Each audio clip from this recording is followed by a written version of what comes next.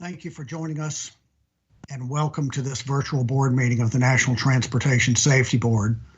I'm Robert Sumwalt and I'm honored to serve as the chairman of the NTSB. And joining me today are my colleagues on the board, Vice Chairman Bruce Landsberg, Member Jennifer Hamady, Member Michael Graham, and Member Tom Chapman. Today we meet in open session as required by the Government and the Sunshine Act to consider the fire aboard the small passenger vessel Conception off Santa Cruz Island, 21 miles south-southwest of Santa Barbara, California, on September the 2nd of last year. The Labor Day fire began in the early morning as 5 crew members slept in their bunks on the upper deck. 2 decks below, 33 passengers and 1 crew member slept in the bunk room. A crew member on the upper deck, awakened by a noise, noticed a glow from the aft main deck and alerted the remaining 4 crew members that there was a fire on board. And at 3:14 a.m., the captain radioed a short distress message to the U.S. Coast Guard before evacuating the smoke-filled wheelhouse. Crew members tried to get to the bunk room through the main deck salon, but were blocked by smoke and fire. Unable to reach the bunk room, they jumped overboard. 2 of them reboarded the vessel at its stern, but once again were blocked by smoke and fire. Ultimately, the 5 crew members who had been sleeping in the upper deck survived, and 2 were treated for injuries. But tragically, the 33 passengers and the 1 crew member who had been asleep in the bunk below the deck in the bunk room lost their lives in a fire. And on behalf of all of my colleagues on the board and the entire NTSB, we want to offer our sincerest condolences to the family and friends for those who have been lost in this tragedy. Please understand that the reason that we are meeting and the whole reason for the NTSB safety investigations is to learn from this accident to prevent similar tragedies in the future. Today we will discuss passenger vessels and the regulations under which small passenger vessels such as Conception operate. The draft report includes information about a number of accidents involving small passenger vessels, both large and small. We will touch on these earlier accidents because in these earlier investigations, the NTSB made recommendations that we hoped would prevent the next tragedy. But in some cases, those earlier recommendations were never acted upon, and that in itself is a tragedy. Each board member has studied the draft report and each of us have individually met with the investigative staff. But today's board meeting is the first time that we, as a deliberative body, will have gathered to discuss the report. Today, the staff will lay out the pertinent facts and analysis found in the draft report. They will present draft findings, a probable cause, and recommendations to the board. And then we on the board will question the staff to ensure that the report, as we adopt it today, truly provides the best opportunity to enhance safety. Staff will present safety issues, including the lack of small passenger vessel regulations requiring interconnected smoke detectors in all accommodation spaces, the lack of a roving patrol, small passenger vessel construction regulations for means of escape, and ineffective company oversight. The public docket for this report contains almost 1,700 pages of additional relevant material, and it's available on our website at ntsb.gov. The report that we will approve today will also be available on our website in a few weeks once any amendments voted upon today are incorporated and the report is formatted for themselves. Vice Chairman Bruce Landsberg. Good afternoon, Mr. Chairman. I'm looking forward to today's meeting. Thank you. Thank you. It's good to see you. Member Hamady. Good afternoon, Mr. Chairman. And Member Graham. Good morning, Mr. Chairman, Vice Chairman, and fellow board members, and to the investigative and staff. I look forward to our deliberations today. Good to see you, Mike. Member Chapman. Good afternoon, Mr. Chairman, and my thanks to all of our team who did such a great job on this investigation. Thank you. It's good to see each of you. I'll now ask our Managing Director, Sharon Bryson, to introduce the investigative and support staff who will be participating in today's board meeting. Hello, Ms. Bryson. Hello. Thank you, Chairman Sumwalt. I'd like to also thank everyone who helped make this virtual board meeting happen today. It is always a team effort involving multiple staff members representing a range of offices here at the NTSB. In this virtual environment, my only administrative announcement this morning is a reminder for the meeting participants to silence their electronic devices at this time. Now I would like to introduce the staff for today's meeting.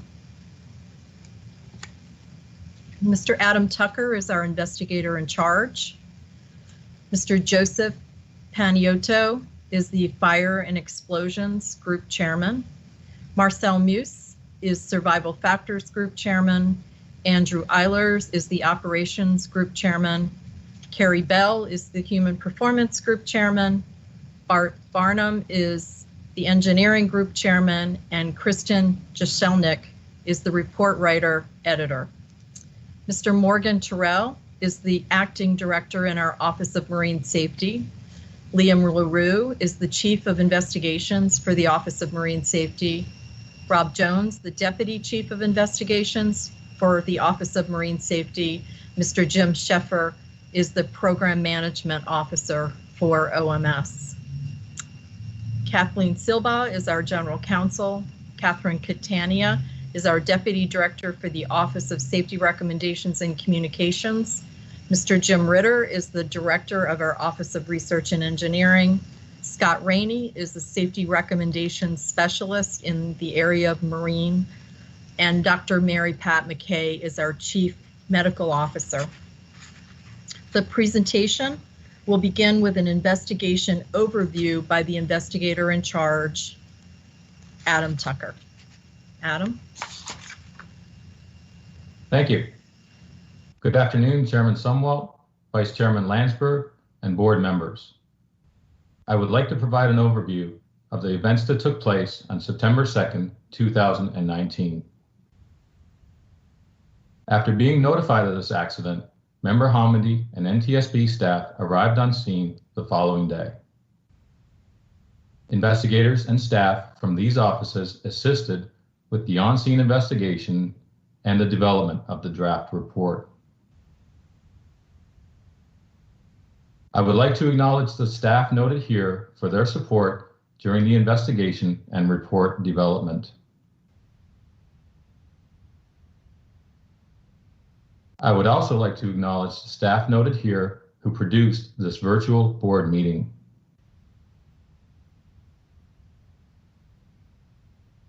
Parties to this investigation are listed here, and we would like to thank them for their participation throughout this investigation. The 75-foot Conception was delivered in 1981. The vessel was purpose-built to take recreational divers on day and overnight trips to dive sites around the Channel Islands National Park, located off the coast of its home port of Santa Barbara, California. The Conception was constructed of fiberglass laid over plywood and had 3 decks: the upper deck, the main deck, and below deck. The Conception was certificated as a small passenger vessel and could operate with a capacity of 99 passengers or 46 during overnight voyages. The vessel was inspected by the U.S. Coast Guard under 46 CFR Subchapter T, which contains regulations for small passenger vessels. Vessels constructed before 1996, known as existing vessels, are required to comply with portions of the current regulations. Coast Guard inspectors use the term new T to reference the current regulations and old T when referencing pre-1996 regulations. Because of the build date, the Conception was an existing vessel in the regulations. The Conception was operated by Truth Aquatics Incorporated. Truth Aquatics had two remaining vessels in their fleet, the Truth and the Vision. The Vision was similar in size and layout to the Conception, and as such, the below-deck bunkroom arrangement, safety systems, exits, and means of escape were examined by NTSB investigators.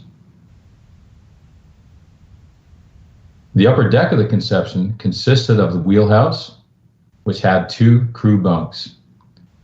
After the wheelhouse were 2 crew staterooms. 5 of the 6 crew members were sleeping in these areas at the time of the accident. Further aft was an open sun deck. On the starboard aft of the sun deck were stairs that led down to the main deck, which were the sole means of passage between both decks.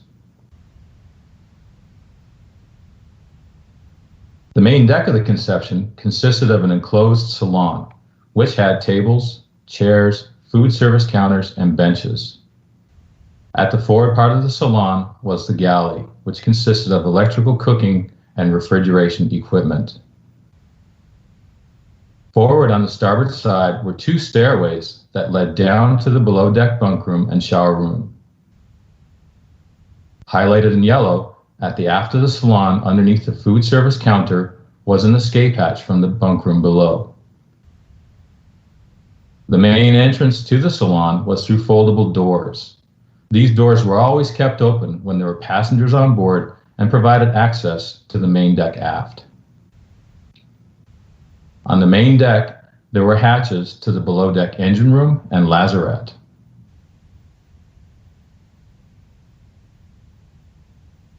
The below deck of the Conception consisted of the following spaces, each segregated by wooden watertight bulkheads: the anchor room and the shower room. The bunk room, which contained 33 bunks, was arranged around 2 aisles, with bunks on each side of the aisles. There were 13 double bunks and 20 single bunks. 1 crew member was assigned a bunk in the bunk room. The escape hatch, shown here in yellow, was located on the center line above the aftermost set of bunks. An overhead smoke detector was located in each aisle of the bunk room. After the bunk room was the engine room and the lazarette.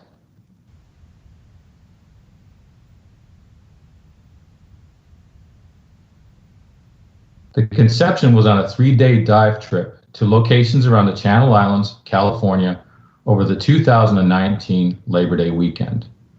The voyage began Saturday, August 31st, and the Conception was scheduled to return to Santa Barbara on Monday, September 2nd. There were a total of 39 people on board, consisting of 33 passengers and 6 crew. The accident took place while the vessel was at anchor in Platts Harbor about 3 a.m. local time on September 2nd, 2019. Platts Harbor, marked here by a red triangle, is located on the north side of Santa Cruz Island, about 21.5 nautical miles from Santa Barbara.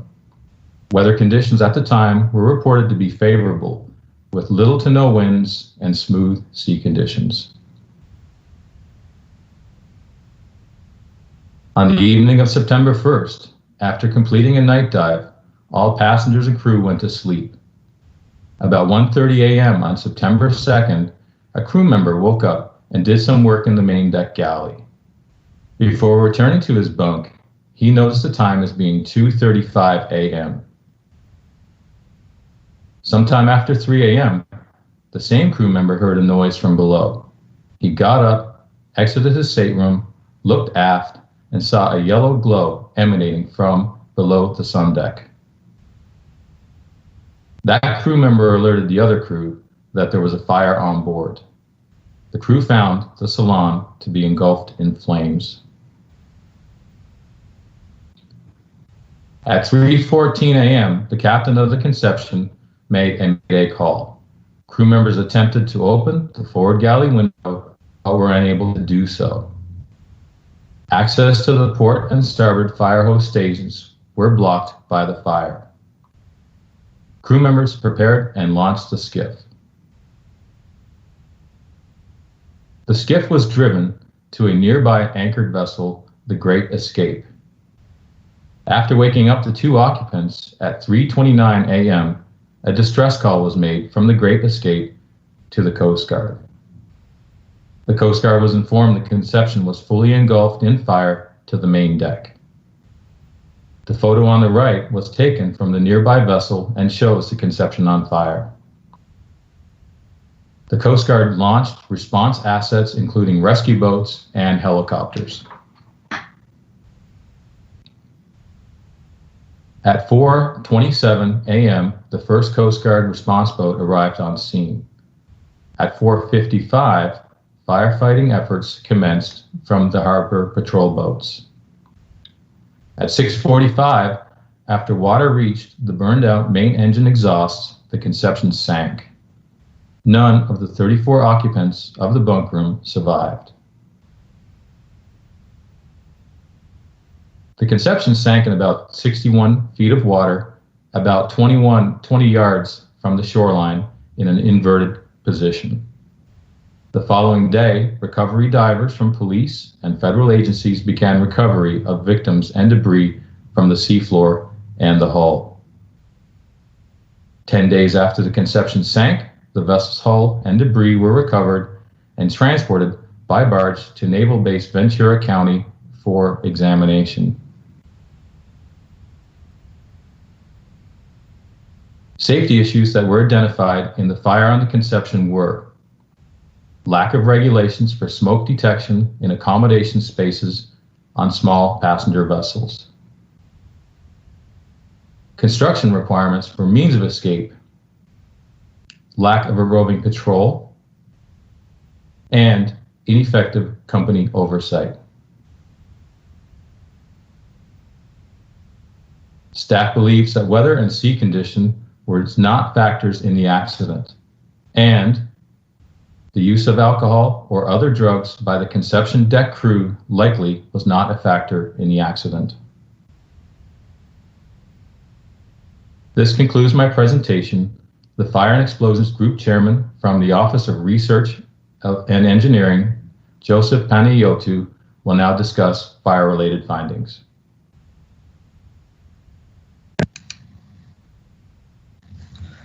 Good afternoon, Chairman Sumwalt and members of the board. In this presentation, I will discuss the fire damage to the Conception and the determination of the probable area of origin and likely ignition sources. I will also discuss the smoke detection system on the Conception and its role in the accident. The fire aboard the Conception burned out of control for approximately 1 hour and 40 minutes without intervention.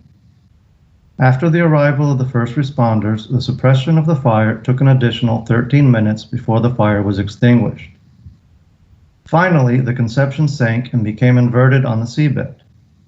Due to the combustible nature of the Conception's fiberglass over plywood construction, very little of the main deck and upper deck remained. After the wreckage was recovered from the seabed, it was staged at Naval Base Ventura County. The ATF and the FBI, with the assistance of the Coast Guard, worked to reconstruct as much of the wreckage as could be identified by laying it out in 3 sections representing each deck. Items and portions of structure that could be identified were placed in their corresponding places in each of the 3 sections. The NTSB examined the wreckage on September 25th and spent 2 days at the site. The examination of the wreckage did not reveal evidence that indicated a probable origin area or a cause for the fire.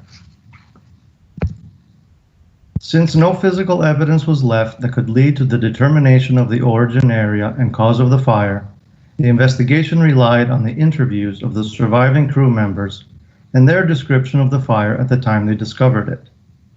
In addition to the crew interviews, an examination of a similar vessel in the Aquatics fleet, the Vision, was performed to identify the types of ignition sources in the areas described by the crew as being on fire. Furthermore, statements from previous passengers about the typical operating practices aboard the Conception and a previous incident aboard the Vision were also taken into consideration. After becoming aware of the fire and while still on the upper deck, the crew members described smoke rising along the periphery of the sun deck. When one of them went to the aft part of the deck to use the stairs, he observed fire at the bottom of the stairs blocking his path. The first crew member to get to the main deck lowered himself down from the forwardmost part of the sun deck on the port side. He then went down the port side walkway and arrived at the salon entrance, where he observed fire filling the main entranceway to the salon. He described the fire filling the interior of the salon and molten fiberglass dripping from the ceiling. He also noted that the area of the escape hatch was on fire. Realizing there was nothing he could do from the main entranceway, he headed to the bow of the vessel. The other crew members, after jumping down to the main deck from the portside wing station, observed smoke and flames emanating from the portside salon windows. This blocked their path to the aft part of the vessel. The crew member descriptions of the fire at the time they discovered it consistently identified the aft portion of the salon compartment as being the center of the fire's involvement. The crew member actions and the description of the circumstances exclude all the other areas of the vessel, such as the upper deck, the galley, the engine room, the lazarette, the anchor room, and the shower room. It is also unlikely that the fire originated in the below-deck bunk room, since it was a small compartment occupied with 34 persons and monitored by 2 smoke detector units. Therefore, staff believes that the likely area of origin was the aft portion of the salon compartment. A survey of potential ignition sources in the vicinity of the fire origin was conducted. Ignition sources capable of initiating accidental fires can include malfunctioning components of electrical systems. Components of electrical systems, such as wiring connections and receptacles, can degrade over time, creating points of high resistance, which in turn can cause localized heating and ignition of materials in their proximity. Although the electrical system in the salon of the Conception could not be examined, pre-accident photographs of the Conception and the examination of the Vision revealed electrical systems in the aft portion of the salon. The interviews of the crew members and the statements from previous passengers indicated that it was a common practice to recharge battery-powered devices overnight in the salon compartment. The area within the salon where this would take place was the aft portion of the salon. The devices and chargers were typically placed on the aftmost tables on both the port and starboard sides. Devices and chargers would also be placed over the port and starboard side seat backs on the aft bulkhead of the salon, as shown in the photo on the top right of the slide. The charging of batteries is known to be a risk that can lead to accidental fires when a malfunction of either the charger or the battery occurs, causing the battery to go into thermal runaway. On a previous voyage of the Vision, this in fact occurred, but due to the presence of passengers in the salon, the fire was immediately discovered and extinguished. Another possible ignition source would be the improper disposal of smoking materials. Although not inside the salon, but directly outside and underneath the stair leading to the upper deck, there was a combustible type of waste container, shown in the lower photo on the slide. Smoking materials improperly disposed of inside this container could have also posed a potential ignition source. The crew statements were not indicative of any known smokers aboard the vessel, except for the captain, who would smoke on the wing station on the upper deck.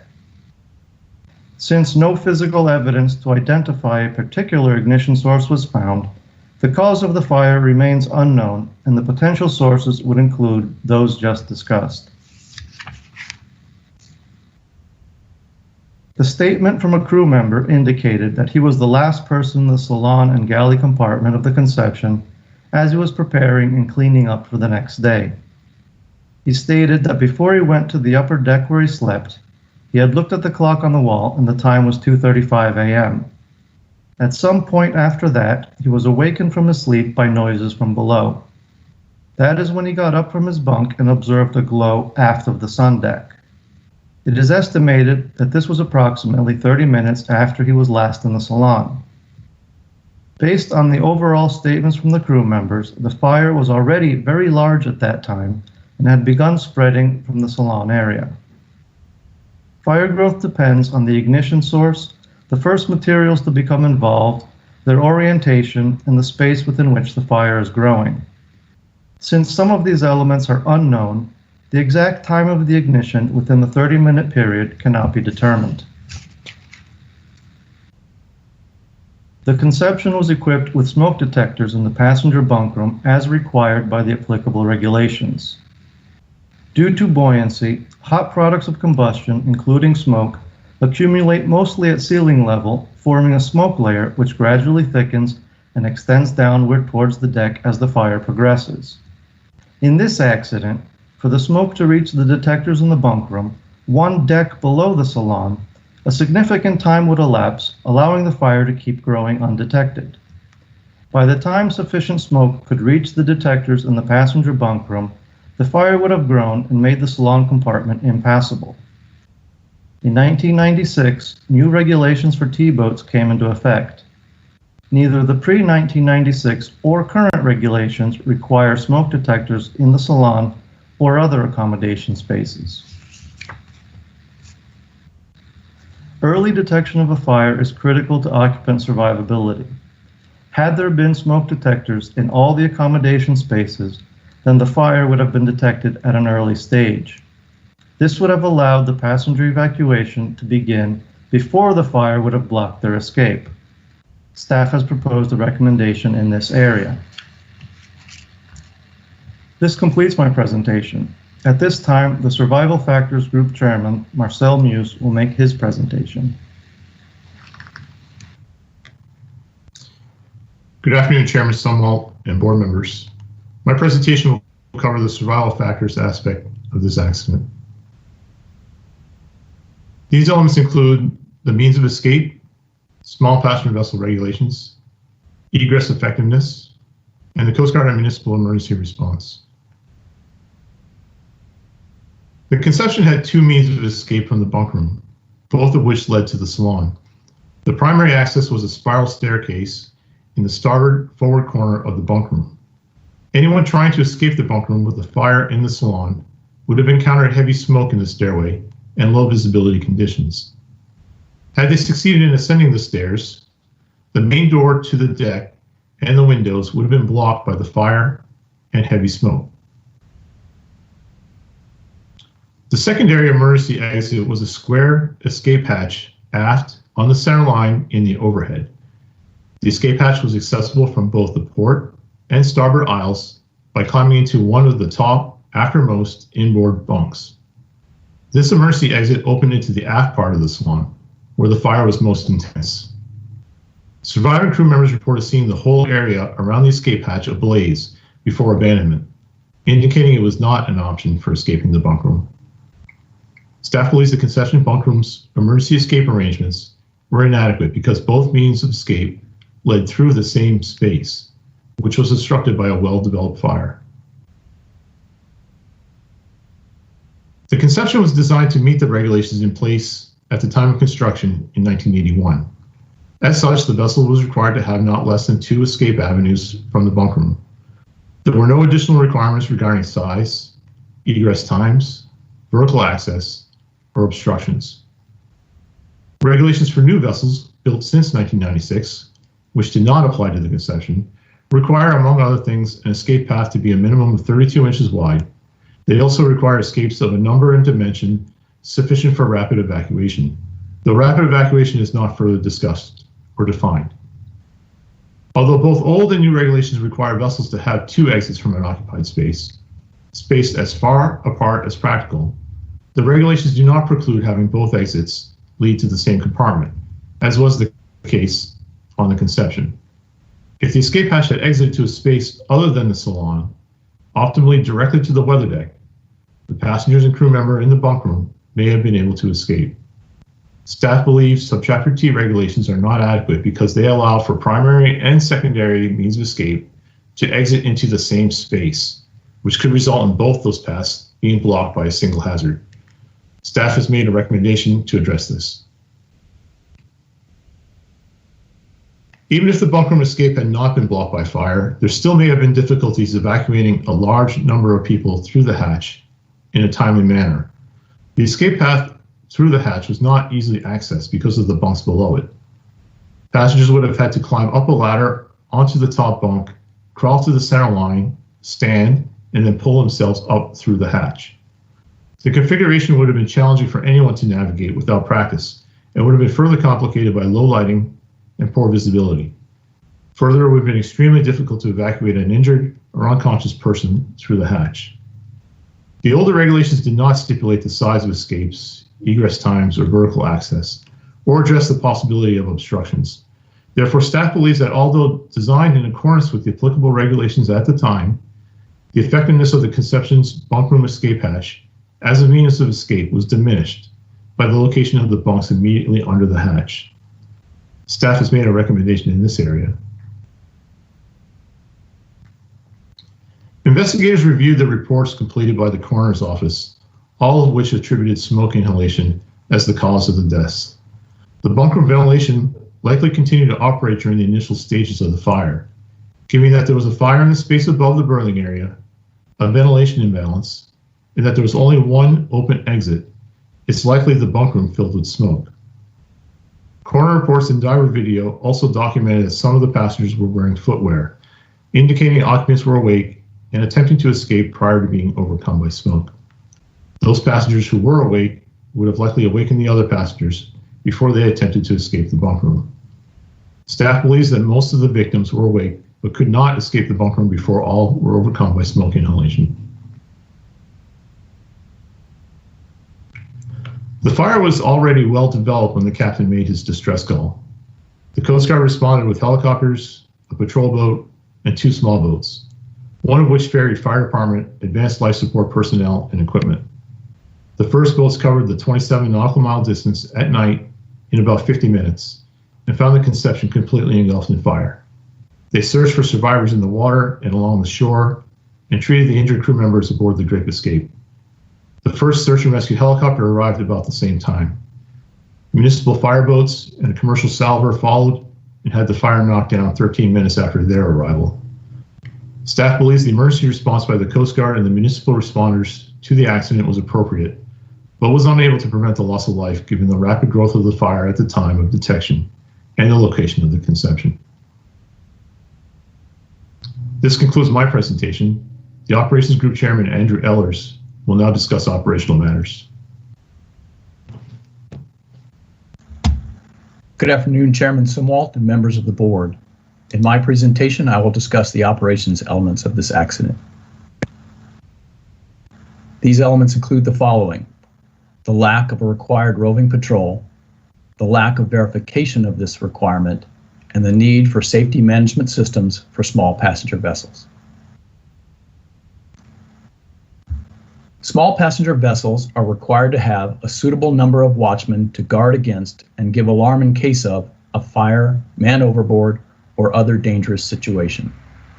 The watch is required to patrol throughout the vessel at night, whether or not the vessel is underway. On the Conception and all other Subchapter T vessels visited by the NTSB during the investigation, the requirement for a roving watch was underscored in the vessel's certificates of inspection, which stated that a roving patrol should be designated at all times when passengers were in their bunks.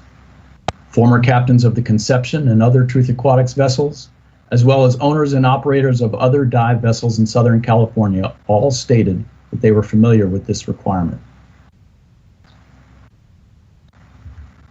According to survivors of the accident, all members of the Conception crew had gone to sleep the night before the fire.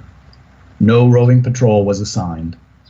When the crew awoke, the fire was well developed and beyond their capability to extinguish it. The crew was not able to warn passengers or aid in their escape. Had a crew member been awake and patrolling the 75-foot-long Conception on the morning of the fire, it is likely that he or she would have discovered the fire at an early stage, allowing time to fight the fire and give warning to passengers and crew to evacuate. Staff believes that the absence of the required roving patrol on the Conception delayed detection and allowed for the growth of the fire, precluded firefighting and evacuation efforts, and directly led to the high number of fatalities in the accident. The Truth Aquatics vessels Conception, Vision, and Truth were inspected no less than annually by the U.S. Coast Guard to ensure compliance with applicable regulations. In the 5 years prior to the accident, only minor discrepancies were found during inspections of these vessels. At the same time, however, each of the company's vessels was operating without complying with the requirement for the roving patrol. When asked by investigators, Coast Guard inspectors stated that they could not verify compliance with the roving patrol requirement because inspections were not conducted during overnight voyages or with passengers embarked. There is no requirement for a log for the roving patrol, and thus no records exist to verify that a roving patrol is being properly implemented. Coast Guard inspection aids and checklists do not include line items to verify or discuss regulatory watchstanding requirements or the terms of the certificates of inspection. Coast Guard records show that since 1991, no owner, operator, or charterer has been issued a citation or been fined for failure to post a roving patrol. Therefore, staff believes that the Coast Guard does not have an effective means of verifying compliance with the roving patrol requirement for small passenger vessels. Staff has proposed a recommendation to address this issue. When properly implemented, an effective tool for safety oversight is the Safety Management System, which is a comprehensive, documented system to enhance safety for a company and its vessels. Regardless of the size of a company, an SMS defines the roles and responsibilities of all personnel, ensures standardized and unambiguous procedures for each crew member during both routine operations and emergency situations, and establishes safeguards against identified risks. An SMS requires procedures for reporting accidents and identifying and correcting nonconformities. Finally, the SMS includes an audit process for management to ensure policies and procedures are being followed. U.S. flagged vessels engaged in ocean-going international service are required by regulation to have an SMS, but there is no SMS requirement for the domestic passenger vessel fleet. Thus, Truth Aquatics was not required to have an SMS for its vessels. The company did have a loss control program, which is an insurance industry-based program designed to manage risk and reduce losses. Truth Aquatics' loss control program shared some elements in common with an SMS, including emergency procedures and accident reporting requirements. However, the program did not have procedures for normal vessel operations, and there was no requirement to develop policies or procedures to prevent future occurrences of accidents. Further, while the program had procedures for identifying and correcting nonconformities, it did not have an audit process for company management. Staff believes that had an SMS been implemented, Truth Aquatics could have identified unsafe practices and fire risks on the Conception and taken corrective action before the accident occurred. Staff has proposed a recommendation to address this issue. Furthermore, staff believes that implementing SMS on all domestic passenger vessels would enhance operators' ability to achieve a higher standard of safety. Staff has proposed a reiteration of a currently open recommendation to address this issue. This completes my presentation. The next presentation will be from the Human Factors Group Chairman, Carrie Bell.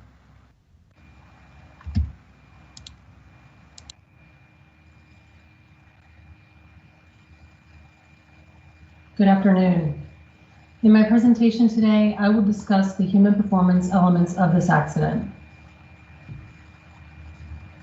These elements include the following: the Truth Aquatics training in critical areas, complacency, and lack of company oversight. Regulations required that new crew members be instructed on the duties that they would be expected to perform during emergencies. The captain was responsible for ensuring that the crew members were trained in their assigned duties. The Conception had a posted station bill that contained a list of each crew member's assigned duties, including instructions in case of emergencies. The newest crew member on board had no understanding of a station bill, and according to interviews, 3 crew members had not been involved in a fire drill since they'd been working on board. Of those 3, one had been working on the vessel for 2 years, one for about a year, and the other for only 2 months. Some former crew members also stated that they had not participated in fire drills while on the vessel. Another safety critical element is the passenger safety briefing. This is required to include location of emergency exits and a demonstration of life jacket donning instructions. On the Conception, it was common on overnight trips for no crew to be on board until hours after the passengers arrived. A welcome aboard card was available to passengers in the salon and placards with life jacket donning instructions available in each bunk. However, in-person safety briefings with crew members were not completed until the next morning after the passengers had slept on board and had transited and anchored at the first dive location. Though Truth Aquatics had a good reputation in the industry, staff found many examples where the company and crew showed signs of complacency, a pattern in which formerly safe behaviors begin to vary, eventually including deviations that increase the risk of an accident. Each crew member was responsible for following the policies and procedures in the employee handbook. From crew interviews, it was clear that the company was not verifying that the newest crew members understood or even read the policies and procedures of the company before getting underway. One crew member stated that he received the new employee documents just prior to the accident voyage, which was his 5th or 6th voyage on the vessel. No documentation of training or drills was found in the company's personnel files, and in 2017, the Coast Guard had issued a deficiency related to the vessel's drill log not being up to date. Regulation required that the vessel always be under the control of a credentialed mariner.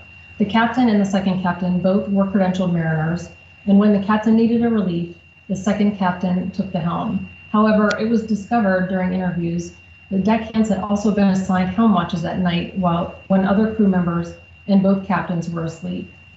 In addition, as Mr. Ellers described in his presentation, roving patrols were required according to the vessel COI, but were not carried out. These patterns of complacency often, and in this case, lead to what is called normalization of deviance. Normalization of deviance occurs when people within an organization become so desensitized to non-standard or deviant practices that they no longer feel that what they're doing is wrong. This desensitization typically occurs over time, and only when all the critical factors line up, disaster occurs. Division captain said he believed that having one crew member sleep in the bunk room somehow fulfilled the roving patrol requirement. He said he assumed it must be fine since the boat had been operating successfully this way for so long. Regardless of being a reputable operator in the dive boat industry, staff found several unsafe practices on the company's vessels, and it was clear that the crew had been deviating from required safe practices for some time. There were no company-wide operating procedures or crew work rest policies. The captains of the Truth Aquatics vessels were given broad authority over the operations of their vessels to include the hiring, training, and dismissal of crew members, the conduct of routine maintenance, and the establishment and enforcement of vessel operating procedures. The lack of a top-down commitment by the owner to be involved in the execution of his own company expectations exhibits a poor overall safety culture. Instead of being involved, he relied on his captains to ensure that the crew was adhering to the intended policies. Although an SMS was not required, certain functions of the SMS, for example, the auditing process, would have provided an avenue for combating normalization of deviance by identifying and addressing the safety issues within the company. Given the culmination of safety issues found, staff believes that Truth Aquatics' safety oversight of its vessel's operations was inadequate. Mr. Chairman, this completes the staff's presentations. I want to thank staff for those very good presentations, as well as a good investigation considering all the challenges that you've had. So we will now turn to the board member questions, and board members will have, we'll do rounds, 5 minutes per board member. We'll do several rounds, and Vice Chairman, you're first. Thank you, Mr. Chairman, and thanks to the staff for a very thorough report. So what we have here is a fire that goes undetected because of an unenforceable regulation to have a roving night watchman to back up an inadequate smoke alarm system. On top of that, we have a very difficult or perhaps almost impossible to use emergency escape system that exits to nearly the same area as the primary exit. What could possibly go wrong? As Ms. Bell has just stated, Truth Aquatics had a good safety record and was highly regarded in the industry and the community and by the Coast Guard as a solid company, unlike many others that we've seen in some of our investigations. And I think she properly stated there was a lack of, there was complacency, and I would also say a lack of imagination that surprised both Truth Aquatics and the Coast Guard. No one anticipated that this tragedy could happen in the way that it did, and sadly, we've learned otherwise. She spoke at some length about the normalization of deviance, and I would say that in many cases, this is where people are relying on luck as opposed to good procedure. So I do have a question on escape requirements, and this may be a little difficult to answer, but on airliners, the aircraft certification requirements state that all occupants must be able to exit within 90 seconds with half the exits blocked. And you notice, you noted in the egress regulations, part 177, that on old T vessels, such as the Conception 2, or Conception, there were 2 avenues of escape. They could be adjacent to each other. So has that changed in the new T regulations? Mr. Vice Chairman, our Survival Factors Group Chairman, Marcel Muse, would be best able to answer that. Thank you. Vice Chairman, there was that part of the regulation didn't change a whole lot between old T and new T. Both require 2 means of egress from a space of that size, and both have to be separated as far apart as possible to avoid something like this happening. What's not mentioned, though, is the exit discharge, which in this case went to both spaces. That's not discussed in either the old or the new T regulations. Okay. I think it said also, how does the Coast Guard interpret number and size sufficient for rapid evacuation? Sufficient for rapid evacuation is the verbiage in the new regulations, and we were unable to find any guidance that specifically defines that or discusses it. It's left to either the local OCMI or on the larger vessels, the Marine Safety Center would determine if that's what's appropriate for that. How long would it take for 34 people to exit a sleeping area through an escape hatch if the primary exit were blocked? Just, do you have any idea? Well, Vice Chairman, the small passenger vessel fleet comes in a huge variety of shapes and sizes and services and clients. So it would be hard to tell exactly from boat to boat or from fleet to fleet and what that time might be. And I think this is something that not during today's meeting, but at some point we should discuss with the Coast Guard what changes might be made and some logical recommendations relative to escape times in this tragedy, because it's all well and good to have 2 exits, but if they're not sufficient for people to get out and there's no determination as to what's appropriate except in the mind of the beholder or the operator, we can get some pretty broad evaluation of that, if you will. And I think after this tragedy, we really ought to be able to do better. Mr. Chairman, I'll defer the rest of my questions for the next round. Thank you. Vice Chairman, thank you very much, and Member Hamady. Thank you very much. And thank you to the staff for an excellent presentation and for all your good work on this investigation. You had a lot of challenges, which I will go into with a lot of questions today. For now, I want to start with Mr. Tucker and Mr. Panayotou. If you could put your cameras on, it's so much easier to talk to somebody rather than a blank screen at times. Mr. Panayotou, can you also bring up, Mr. Tucker, page 31 of the presentation while I'm asking my first question? Although we couldn't positively identify the actual ignition source, would the outcome have been any different for each of the ignition source possibilities which are listed here: electrical systems, charging batteries and devices, and properly discarded smoking materials?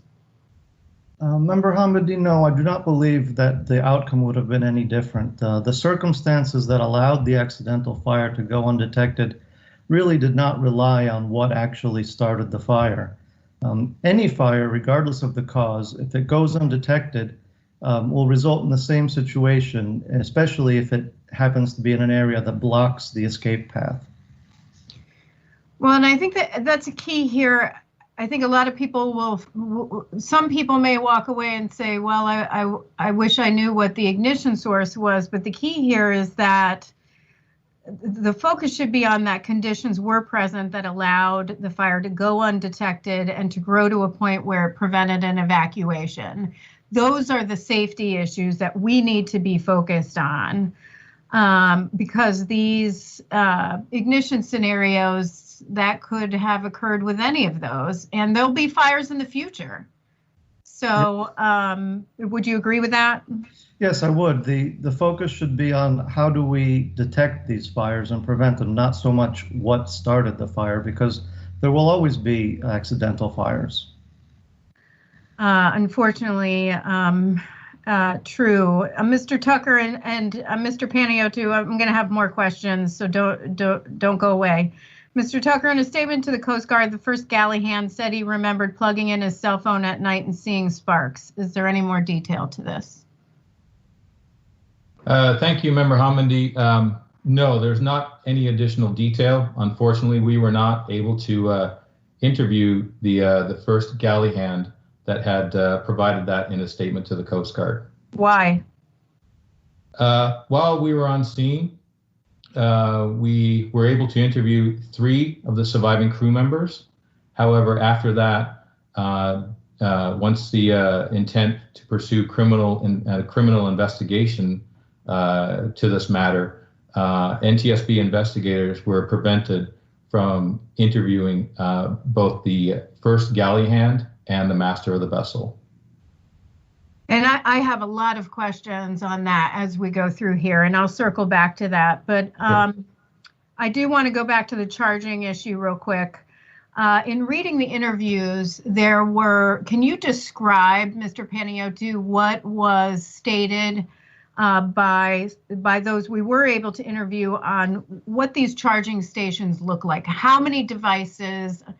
I know they said sometimes during questioning, there might be some on 2 sides, the port side and the starboard side, and maybe talk about what that looked like. As far as I understand from the crew member statements and from statements from previous passengers, it was a common practice to recharge the flashlights and the cameras and all the different devices that the passengers and crew would use on the aftmost tables and over the seat backs on the aft bulkhead area.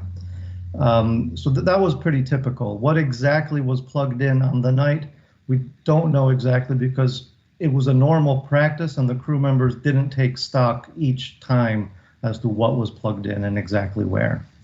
And some reported, actually, there were 2 separate reports where they may have seen 15, 20 different devices plugged in these areas, correct? That is correct. And on the vision, and I'm almost out of time, I'm going to circle back and ask more questions on this, but on the vision, there was an incident involving a lithium battery, and it was reported to the owner per one of the witness statements, correct? And was there any indication that the owner then reported to the rest of the crews of the other vessels for Truth Aquatics? I think maybe Adam has more detail on that. Yeah, that's correct. It was stated that it was reported to the owner. However, the owner informed us that this was not reported to him. The owner had trip documentation that required any type of abnormal conditions, events that took place during the trip. It was a spot to fill in that form, and there was nothing, there were no entries in there. We were able to verify that there were no entries. Okay, great. Thank you.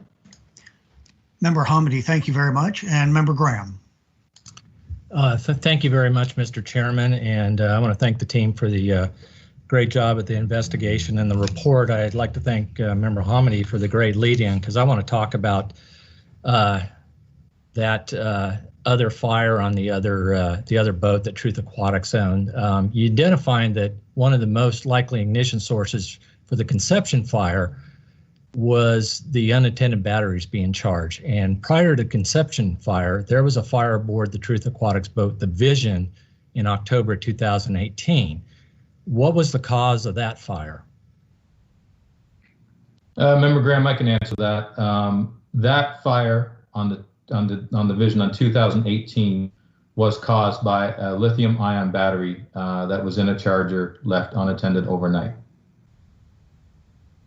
Okay, thank you. So 11 months prior to this tragedy aboard the Conception, Truth Aquatics had a boat in their fleet set ablaze by unattended batteries being charged.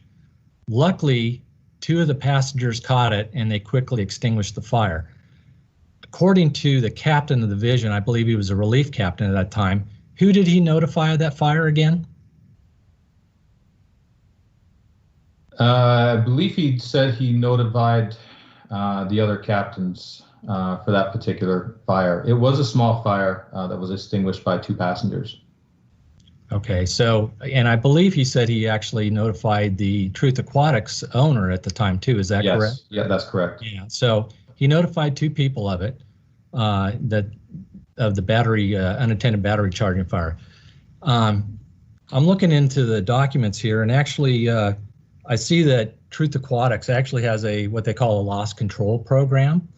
And in there's a form called the safety inspection form. Now, I know you just said that the owner said that should have been reported, I believe, on the bottom of a trip sheet. It looked more like a reimbursement form that is what they turn in afterwards to being reimbursed for any expenses and to know how much fuel they burned and all on the trip. But this safety inspection form was there to identify and rectify problems of the type that a hazard like a fire. And I'm looking at this here. Was there one of these forms completed or filled out for that fire? We found no evidence of any form being completed for that. Okay. Yeah, it's unfortunate because it talks about hazards and it talks about what they did to rectify the problem, remedial procedures, and what they do to mitigate it. So are we aware of any remedial procedures that mitigated this or were done after that fire to take care of that hazard? We are not aware of any remedial procedures, no. Okay, so Truth Aquatics actually had a document that is, we even say in the report, is kind of a building block to a safety management system. However, this loss control program is ineffective if you don't live by it, you don't mitigate it, you don't use it. It's if you put a document on a shelf and don't use it, it becomes worthless. So instead of them assessing that fire problem and analyzing it and controlling it, and then mitigating that that hazard, they failed to follow their own procedures in this whole process, which is unfortunate because maybe that would have helped prevent this tragedy. So with that, I'll go ahead and yield back the remainder of my time, Mr. Chairman. Member Graham, thank you very much. And Member Chapman. Thank you, Mr. Chairman. As the investigation reveals, there were clear and frankly heartbreaking opportunities to break the chain of circumstances which culminated in this catastrophe. Perhaps most important, why were there no roving patrols on board the Conception? It's my understanding the requirement to keep a watch at night on passenger vessels has been codified in U.S. law for nearly 150 years.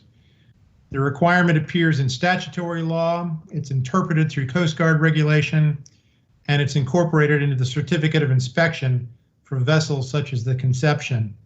Yet the Conception and other true aquatics vessels were regularly operating in violation of the requirement that there must be roving patrols at night and while passengers were in their bunks. Has Coast Guard established a clear conceptual framework to help operators, particularly operators of smaller vessels, ensure they are complying with the roving patrol requirement? Member Chapman, no, they have not. And since the accident, what actions has Coast Guard taken, if any, to ensure operators are reminded of and comply with the requirement to keep a watch at night? Member Chapman, our operations group chairman, Andrew Ellers, would be best able to answer that. And Member Chapman, as far as we know, there has been no effort to enforce this requirement. When we talk to inspectors from the Coast Guard, they felt that they really didn't have a mechanism to be able to verify the requirement. So staff has proposed a recommendation along these lines. And certainly I understand the challenges for Coast Guard in terms of enforcing this, especially since, it could conceivably involve inspections at nighttime, which is unwieldy, impractical. But obviously we see here that the failure to comply has potentially tragic implications. How might an appropriate roving patrol be conducted on a vessel of the size and configuration of a vessel such as Conception? Well, most vessels that are within Subchapter T regulations are relatively small. So a single person who conducts regular patrols throughout the vessel, going to each space, would be enough to fulfill the purpose, which is, of course, to guard against and give alarm in case of fire or other emergency. So this wouldn't have to be something elaborate. This is a relatively simple requirement to fulfill. Yes, it is. And am I correct that Truth Aquatics' regular practice was for passengers to board vessels the night before an early morning departure with no other crew members on board? That is correct. Per their website and per what we talked with previous passengers, passengers were encouraged to board the night before a very early morning departure. They would often leave at 4 or 5 in the morning. And from when we talked to crew members of other vessels in the fleet, also former passengers, the crew was not required to show up until just before getting underway. So I believe the draft indicates that crew members weren't required to be aboard until 30 minutes prior to getting underway. And that's even though the passengers had boarded the night before and had been on board for several hours and presumably had been asleep for much of that time, correct? That is correct. So an obvious violation of the requirement to maintain roving watch. Yes, sir. Thank you, Mr. Chairman. I'll hold the rest of my questions for the next round. Member Chapman, thank you very much. Captain Ellers, you were a captain on board a U.S. Navy destroyer, and you spent a career in the Navy at sea. And would you agree that a fire on board a vessel would be something that would be very potentially hazardous? Absolutely. On a vessel with a fire, there's nowhere to go, so the fire must be fought. Absolutely. And would you agree that key to fighting the fire or dealing with it would be early detection? Yes, sir. And of course, the early detection method in this case would be the roving patrol. It's already been established that the certificate of inspection for this vessel required the roving patrol. This is the COI right here. It's a very simple document. It's not like 300 pages of boilerplate. And right here on the permitted conditions of operation, there are only three things. One, the waterways that the vessel can operate in, how many crew members need to be on it, and then finally, the part about the roving patrol. A member of the vessel's crew shall be designated by the master as a roving patrol at all times, whether or not the vessel is underway when passenger bunks are occupied. And clearly, they did not comply with this. As my colleagues have pointed out, crew members or passengers could board and sleep on the boat before crew members were even there. And we also know that a roving patrol was not established during the voyage itself. Now, I did note that, and it was also noted in the staff presentations, that a previous Vision captain, so Vision, of course, being a sister ship to Conception, felt that having crew members sleeping in a bunk room, quote unquote, somehow fulfilled the requirements for a roving patrol. His notion was that having a crew member sleeping in the bunk room somehow fulfilled the requirements for a roving patrol. Maybe that person would be sleepwalking. I'm not sure how that anybody could even possibly believe that would fulfill the requirement.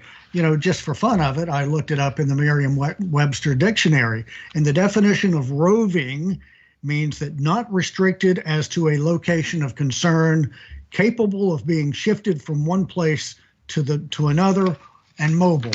And for patrol, the actions of transversing a district or beat, of going on the rounds for the observation of maintenance or of security. And so that's just uncognigible that somebody could think that having someone sleep in the bunk room would constitute a roving patrol. We know that a former Truth Aquatics captain told the LA Times, and I quote, "It's a regulation, but it wasn't really followed," end quote. The owner of the Grape Escape, which was, of course, the vessel that the 5 crew members ultimately went over to, when investigators interviewed him, he said, and I quote, "Here's my question. I go into a hotel, 3:30 in the morning. I guarantee there's somebody at the front desk." And as he referred to the Conception, he says, "You're a floating hotel. Why the hell wasn't somebody awake?" And his question is a very good question. We've seen repeated evidence of violations with this company. According to the COI, we've established that it's not legal to have passengers on board without crew members roving.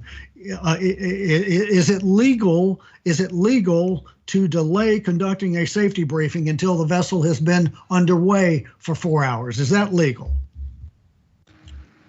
Mr. Chairman, the regulations state as soon as practicable,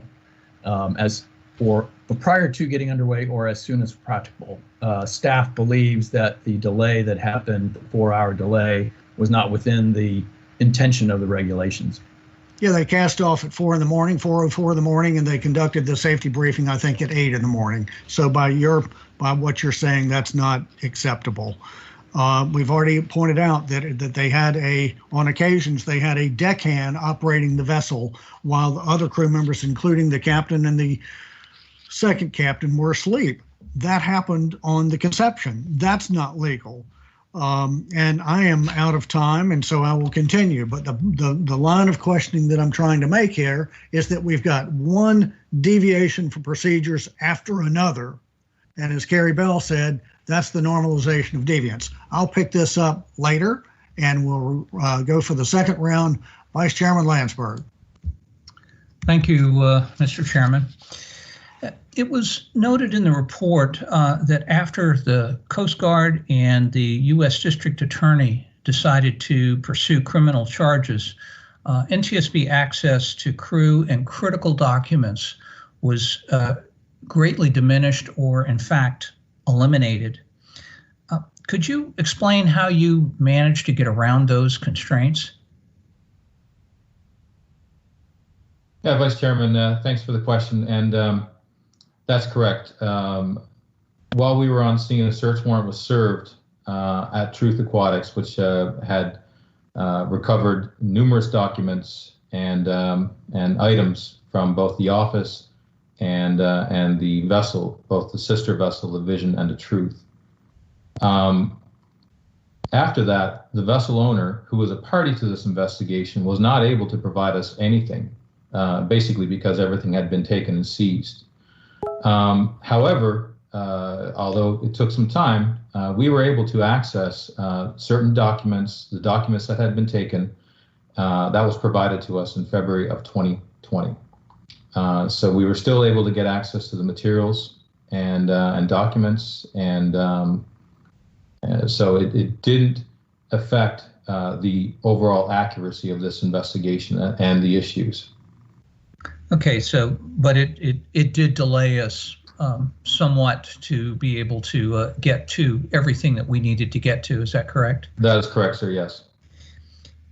Is it possible, do you think, to pursue parallel investigations, criminal and safety, or criminal evaluation, without one jeopardizing the other? And I realize that may be a little out of your wheelhouse, but you've been in this circumstance before, and it seems like we ought to be able to bifurcate those so that we can get the safety information we need without having the criminal investigation chill the response of people who do not want to self-incriminate, but they will talk to us. Yeah, that's correct. So every accident is different. Every accident is unique. I do believe it is possible. However, once word gets out that there's a criminal investigation, the challenge presents itself that there are a lot of people that are not wanting to really speak with us for fear of self-incrimination.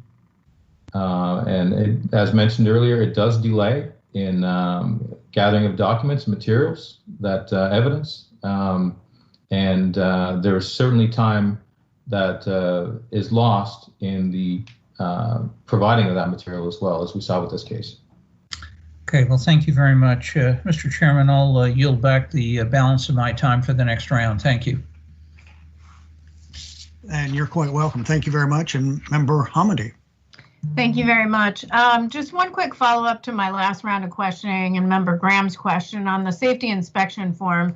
The safety inspection form was actually provided as part of the loss control program packet, which apparently some people didn't get until after several trips.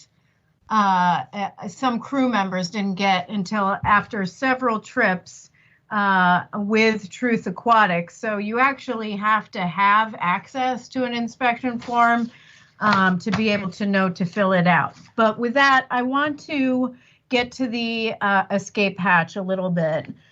Ms. Bell, did the safety briefing cover the escape hatches?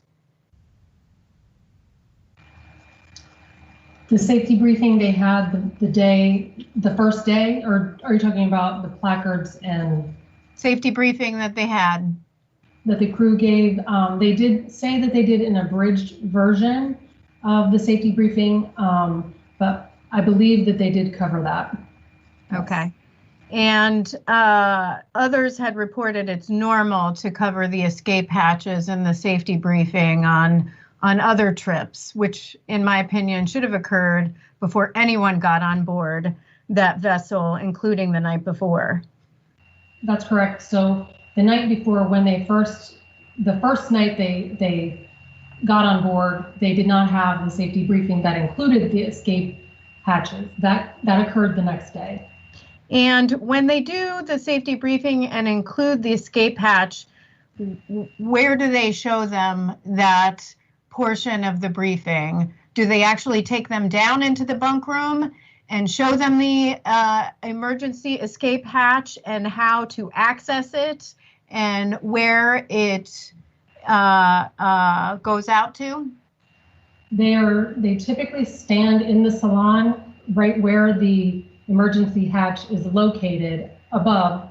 So they don't take them down into the bunk and point those out. They just tell them that is where it is. Okay, can you pull up page 39 of the presentation?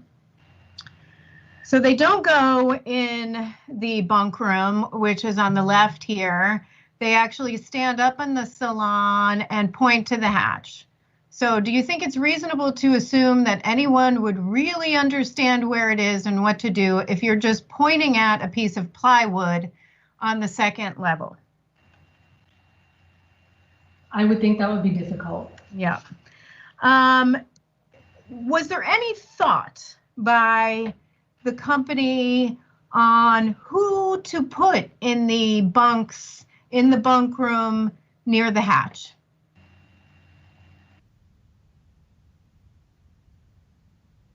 Member Hominy, I can answer that. The answer is no. Okay.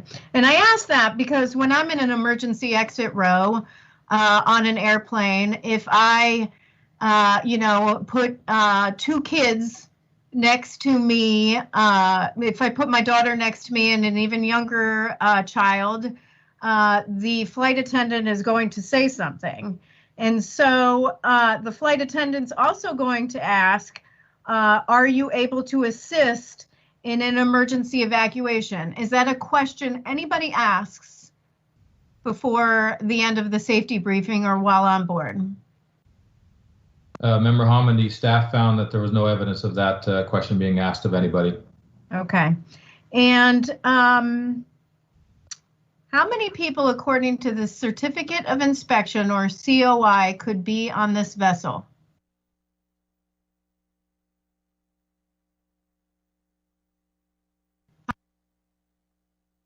How many were allowed?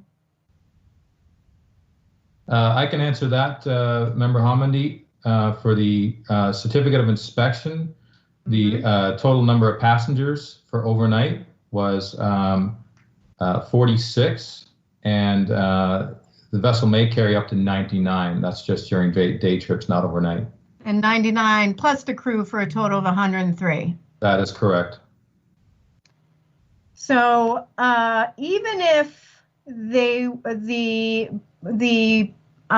guests in the bunk room, even if there was an exit to another location, do you think it's possible for a rapid egress? Member Hominy, I'll defer that to our Survival Factors Group Chairman, Mr. Marcel Muse.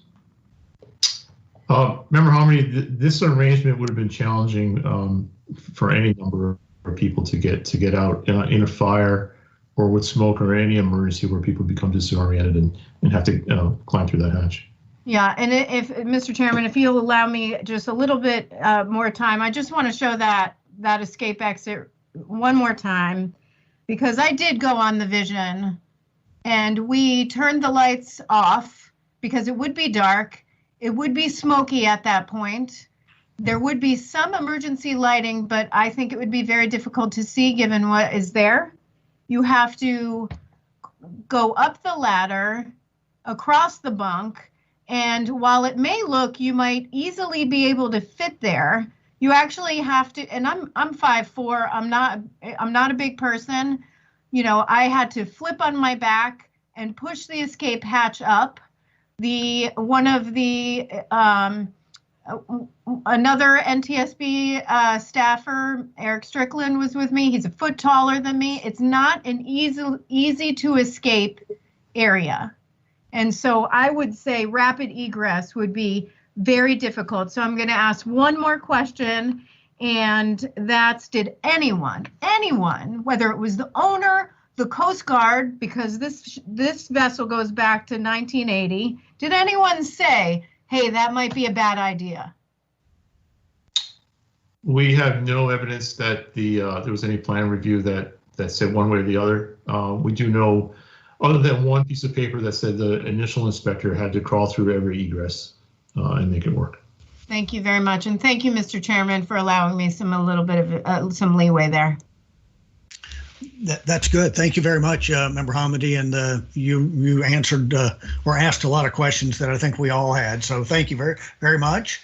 And Member Graham.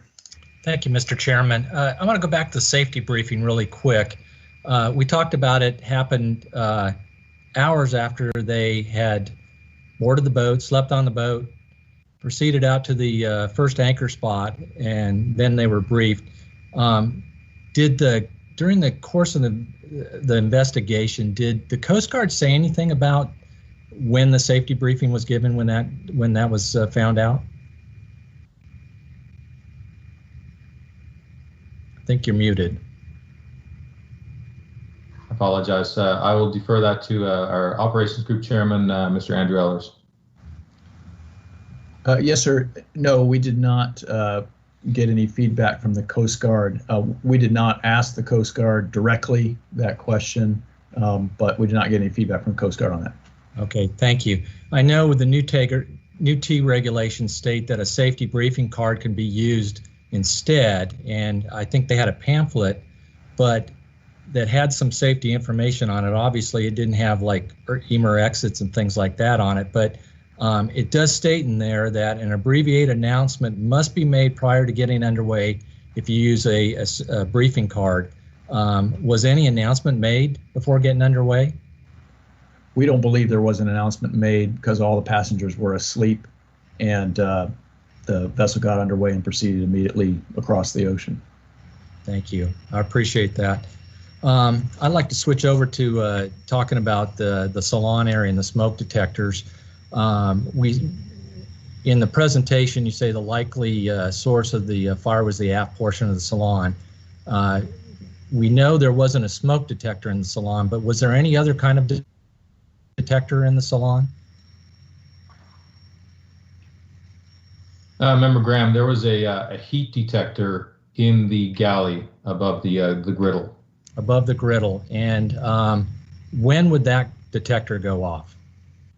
It was specifically a heat detector, and it was designed just to detect heat directly over that griddle. And I'll defer that to, I believe, Joe Panagiotou, our fire and explosions group chairman for that one. That detector was designed to go off when the temperature near the detector reached or exceeded approximately 135 degrees Fahrenheit. We don't know if that detector went off, and we don't have any record of its operational status. A crew member did state in one of the interviews that he thought he heard a faint alarm sound while he was on the upper deck, but he couldn't pinpoint where that was coming from. It may have been that detector, but we don't know. Well, my next question would be, I don't know if I read that same thing and said there might have heard a chirp, which would have been probably the smoke detector, but did the heat detector, what was its sound? Do we know? And do we know the crew, if the crew even knew what the sound of a heat detector going off is? I don't believe so, because there was no policy or schedule for really testing and demonstrating its operation. Okay, yeah, so that's a concern. If crew members don't know what the sound is, or passengers don't know what the sound of a smoke detector or a heat detector is, how are they going to know that there's an emergency? It's amazing that we have an unattended room that has battery chargers on it, a flat top griddle, 2 burners, refrigerators, and we have no regulations that require a smoke detector in there. Just amazing. We know the smoke detectors in the bunk room can provide early protection or early warning of a fire. That's only if the fire is in that space, as you've already said. So by the time the fire was out of control, it was probably too late for those down in the bunk room to evacuate. So I'm looking at some recommendations you're going to make here in just a little bit, and I hope we adopt these today. But we're asking the Coast Guard to revise the regulations to require all vessels with overnight accommodations to install smoke detectors in all accommodation spaces. I would hope that the Coast Guard would take us up on this recommendation and make it a regulation. But I do know it takes time, so I would ask those other operators out there who have boats just like this, that a 2-pack of battery-powered smoke detectors cost $25 at the local hardware store. And I plead with you to go ahead and get these and install them before the regulation comes out in all your spaces, so we don't have a tragedy like this again. And I see my time's up. Thank you, Mr. Chairman.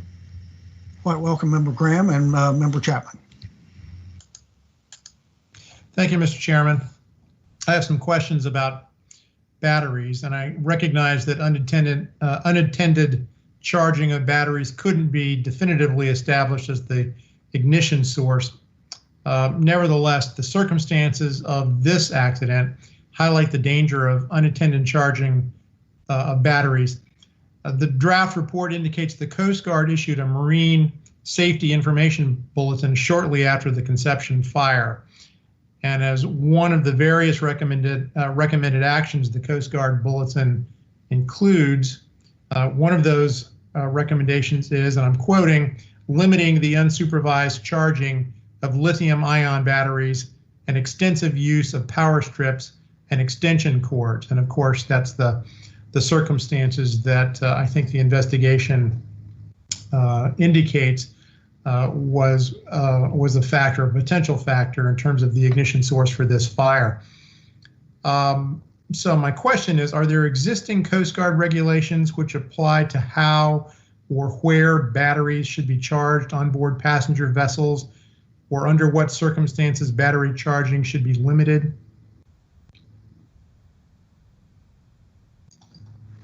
Member Chapman, staff did not find any regulations for small passenger vessels related to the charging and storage of lithium-ion batteries. No. And is battery charging on board passenger vessels, especially in light of what we know about this accident, is that an activity that Coast Guard should consider regulating? I know that's a little bit unfair because we're not in the regulating business, but if you have an opinion on that. Yeah, well, as you'd mentioned, we were not able to find a definitive source related to the charging of lithium-ion batteries. It is an area of concern. It is definitely in the area of concern of the Coast Guard, considering they did issue an MSIB, Marine Safety Information Bulletin on it, and so I do believe it is something that warrants it. Yes. The FAA at its technical center in Atlantic City has conducted significant research into the risks of lithium-ion batteries, and I've had the privilege, frankly, of seeing some of their work, and it's quite impressive. Do you know whether Coast Guard is aware of FAA's work in this area, and has Coast Guard coordinated in any way with FAA's subject matter experts? Member Chapman, I am not aware. And Mr. Paniotto, do you have any information further?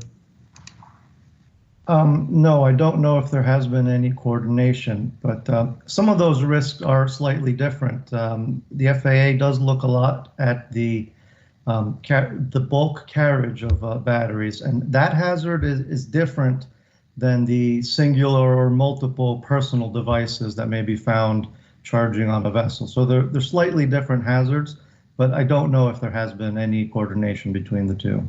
Yeah, that's a very good. I'm sorry, I have some lawnmowers outside my window here. I'm messing with my microphone. Yeah, you're correct. It's a different focus in terms of FAA's research, but it does have some crossover. Well, in light of the distinct possibility that batteries were the ignition source, I do want to encourage, and I recognize there are limitations here because we weren't able to determine that definitively, but I do want to encourage the various passenger vessel associations to draw attention to the potential dangers of unattended battery charging.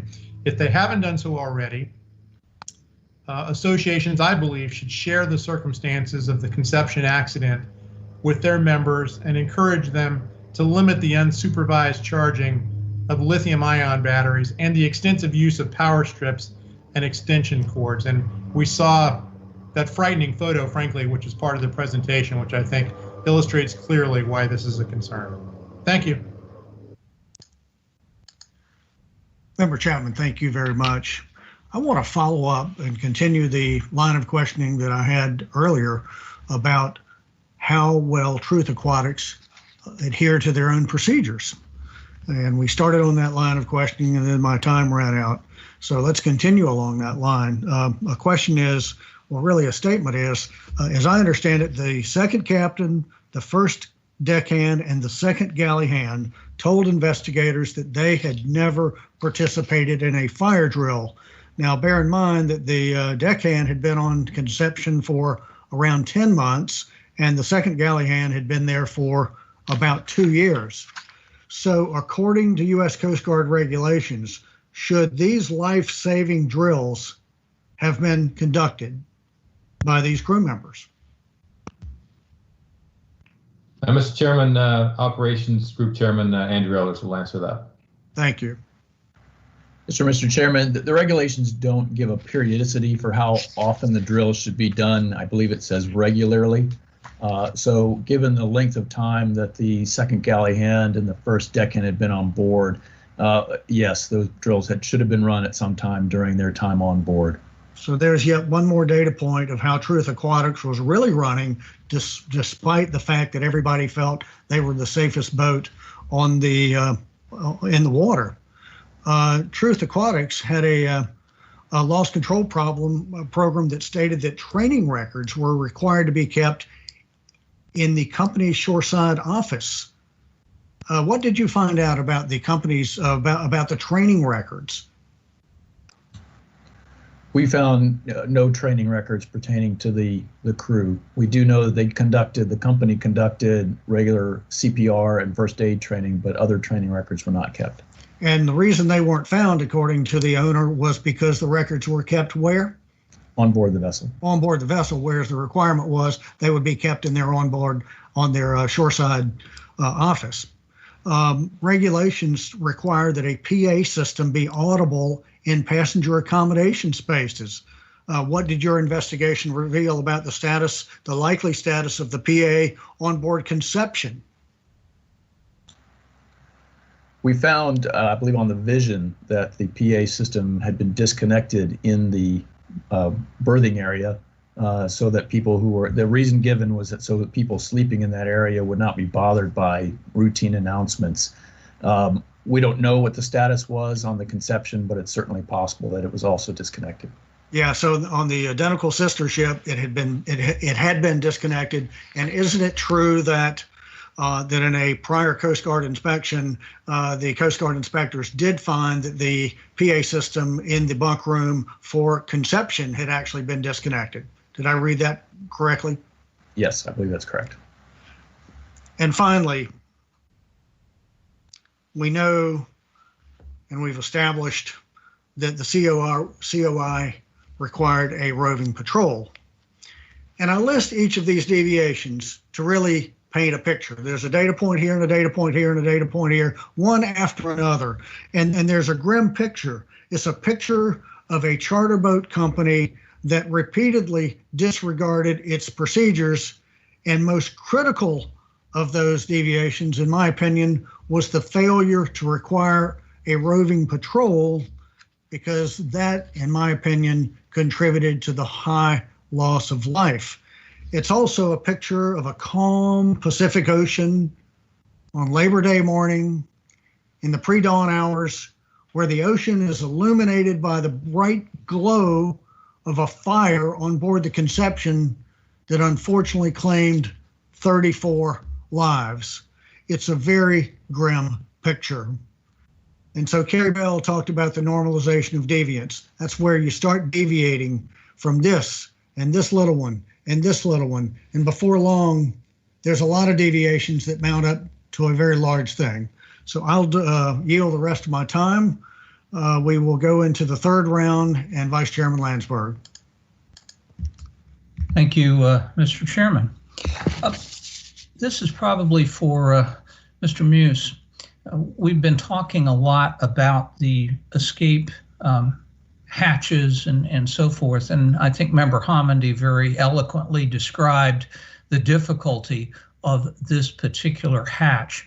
And the fact of the matter is that if you have a hatch that is essentially unusable unless somebody is in superb physical condition, which I think with divers perhaps that's a little better, but for the majority of Americans these days, some of us might need to spend a little more time getting into better shape. Is there any guidance whatsoever on the ability to actually operate and use these hatches? There's nothing in the regulations that talks about usability or demonstrating actually using the hatches. The new T regulations are a little bit more specific than the older ones, clarifying issues such as obstructions, in some cases prohibiting ladders. And the biggest difference is the width that's allowed. So there is a minimum width on newer vessels, 32 inches. And there's some other requirements as well. Well, I but guess not demonstration, as you asked. Yeah, I would guess that the width is a tacit recognition that we are, as a people, becoming larger. But I also think there ought to be something that addresses the complete usability of these hatches or escape areas, because otherwise it's fine if all the able-bodied people are able to get out, but the others do not. I'd like to delve into the electronic side here just a little bit, and I realize that we cannot fully ascertain exactly what happened, but could you discuss a little bit circuit breakers and charging stations, perhaps on why a circuit breaker would not provide protection under what we think might have happened in this fire? Vice Chairman, Mr. Panayotou, Fire and Explosions, he'd be able to answer that. Thank you. Yes, as you pointed out, we don't know if it was indeed a battery, but a circuit breaker is going to provide overload protection, which means that the current draw on the circuit that's being protected exceeds the designed value. When a battery fails in the charger, it does not necessarily draw. It's not because there's a high current draw. It is an internal failure of the battery because perhaps the charger is trying to overcharge it, or just internally there's a failure in the battery. So a circuit breaker wouldn't really interrupt that process. Okay. Do you think that there should be designated charging stations aboard vessels, perhaps in close proximity to smoke or fire detectors, that would alarm if something overheated? I guess there could be a requirement saying that you can't charge a device unless somebody's awake. Well, we've already had the discussion about the roving watch person, but is there a technical solution here possibly? Again, I'm speculating slightly because we don't know that this is exactly the case, but your thoughts? There are technical solutions. There are cabinets that could be used for charging, which would contain any fire resulting from a thermal runaway of a battery. It could be done in areas that are monitored by smoke detectors, which would catch it early also. Like you pointed out, it could be limited to times when there are crew members awake and there to notice that a fire has started. And also, one could think about where they are doing this and maybe not do it in an area that is going to be part of an escape path. Do it in an area that would not be part of an escape, so that would mitigate the hazard also. So there are many things that could be done. So yeah, so that's the point. I think now that we know what we know about lithium-ion batteries, which Member Chapman has also very clearly stated, and some of the demonstrations we've seen by the FAA at the Tech Center, and also circumstances on board commercial airliners where somebody's personal electronic device caught fire, and the challenges that the crew had to have and move quickly in order to resolve it. It seems like we need to start paying more attention on vessels as we do on aircraft. Thank you, Mr. Chairman. Vice Chairman, you're quite welcome, and Member Hamady. Thank you very much. And Mr. Ehlers, I have some questions for you. And I'm going to pick up where the chairman left off on operations. The What were the company documents for safety? Was there any sort of operations manual or safety manual other than this loss control, which was really about loss prevention?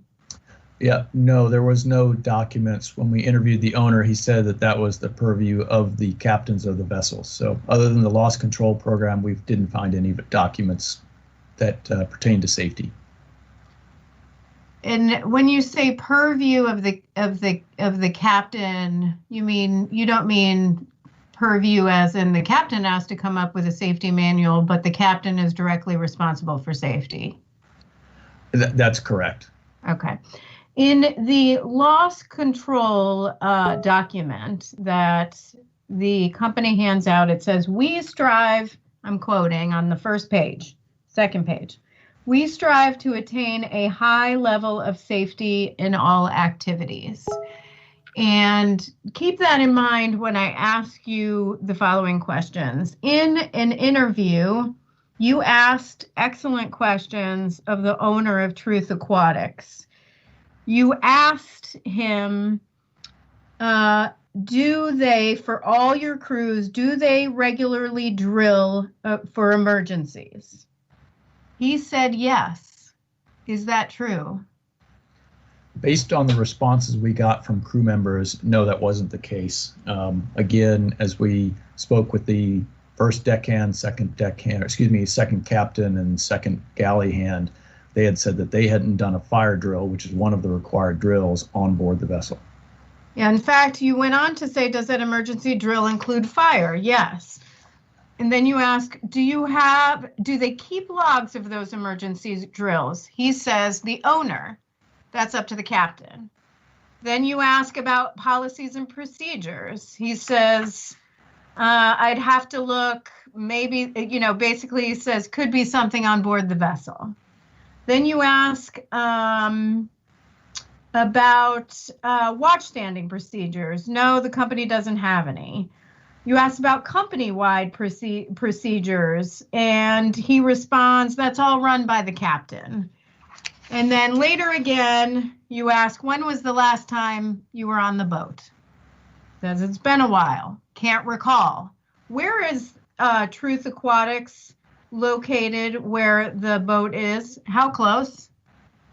It's very close. Basically, the office is right at the landing where the docks are, where the boats are moored. Yeah, it's maybe a matter of feet. So question, then you ask him, when passengers board the vessels, divers board the vessel, are they given a safety briefing? Yes. Then you say, and when that safety briefing is it conducted before the vessel gets underway? He says, I'd have to refer that to the captain. So here's my question, and his answers are consistent, because in the loss control prevention document, he says, captains of each vessel will be directly responsible for maintaining safe working conditions and practices and for the safety of passengers and crewmen under the supervision. If you're the owner of a company, who's responsible for safety at the end of the day? Ultimately, it is the company. And yep, it is the company. And here's what concerns me, and the chairman hinted at this. There are a lot of people we interviewed who said, including the Coast Guard, who said that Truth Aquatics and the company owner had a good reputation for being good operators. They were always more than willing to engage in conversation about vessel operations. We've had a good relationship with them. And then a customer had said they were considered to be the top dive boat outfitter. And a former captain described them as the safest boats on the coast. But I've heard throughout this investigation that this is just how things are run. A lot of companies defer things to the captain of the vessel. Do you think that's a great way to run your company if you're the one responsible for safety? No.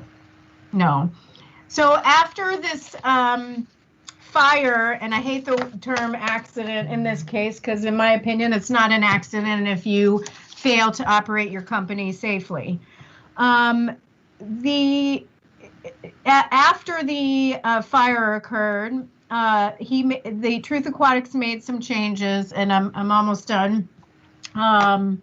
What changes were made to vision? And that's the question, is what changes were made to vision?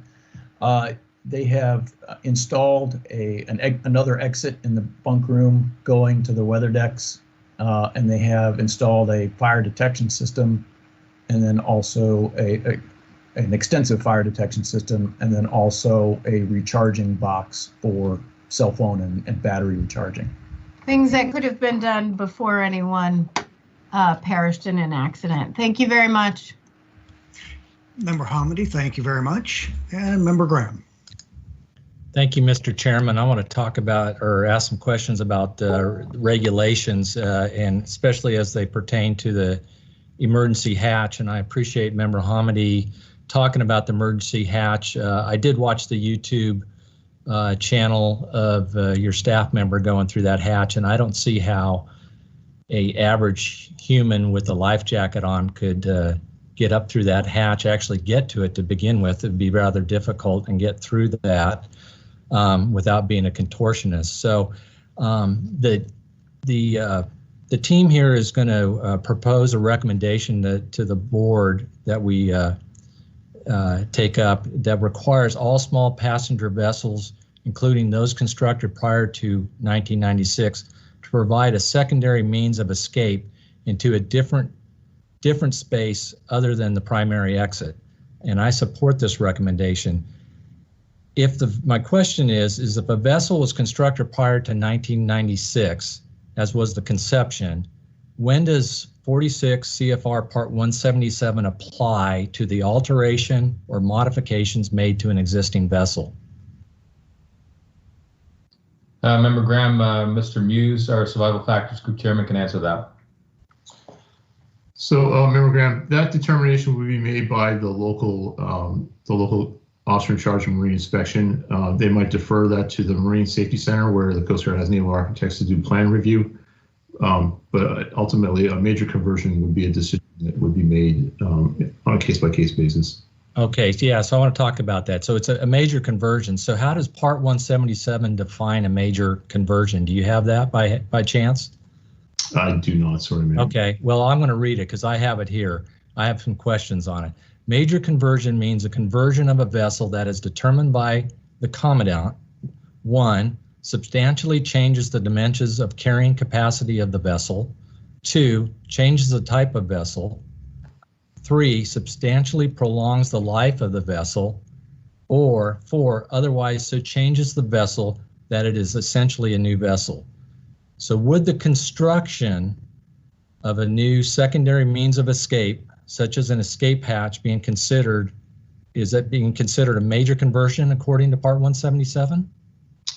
It very well might. The additional exits that were installed on the Vision, I understand, have yet to be approved by the Coast Guard for that very reason.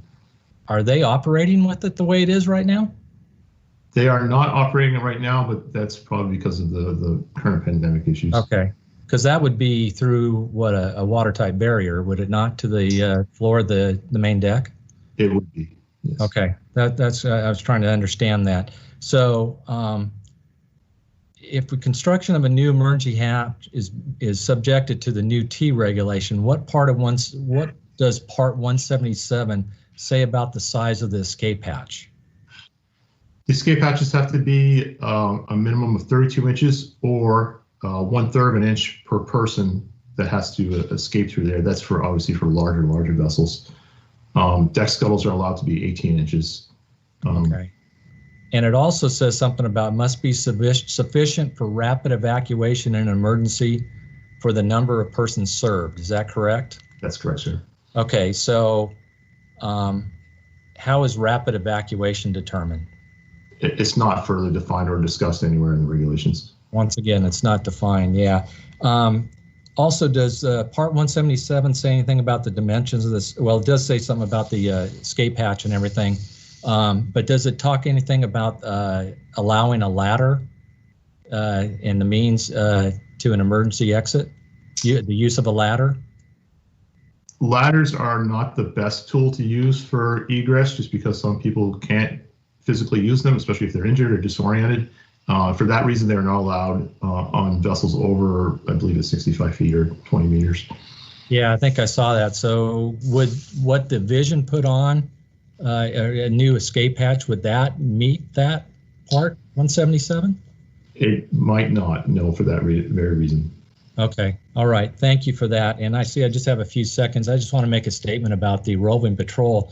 As many of you know, I spent some time in the Navy. I'm a former naval aviator, and I spent all my time at sea on an aircraft carrier, which is basically made of steel. And even then, with 5,000 plus people on board, operations may slow a little bit, but even then we have roving patrols always looking for anything out of the ordinary, and definitely fire. And a matter of fact, everybody on board an aircraft carrier is required to be trained in fighting fires, and they're required to do recurrent training every 18 months. So the fact that this boat had no roving patrol is just astonishing to me. Thank you very much, Mr. Chairman. You're quite welcome, and thank you very much. And the fact that people would think that you could have crew members asleep in the bunk room is astonishing as well. To meet the satisfaction of the roving patrol. Member Chapman, you're recognized. Thank you. Thank you, Mr. Chairman.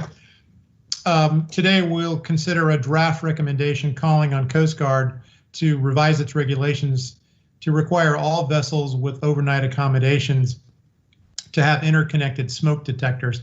And I intend to support the adoption of that recommendation. Just to help us understand the context, what do we know about the relative complexity of interconnected smoke detector systems, and can such systems be adapted to the varying sizes and configurations of smaller passenger vessels such as the Conception? Yeah, Member Chapman, our Fire and Explosions Group Chairman Joe Panagiotou would be able to answer that.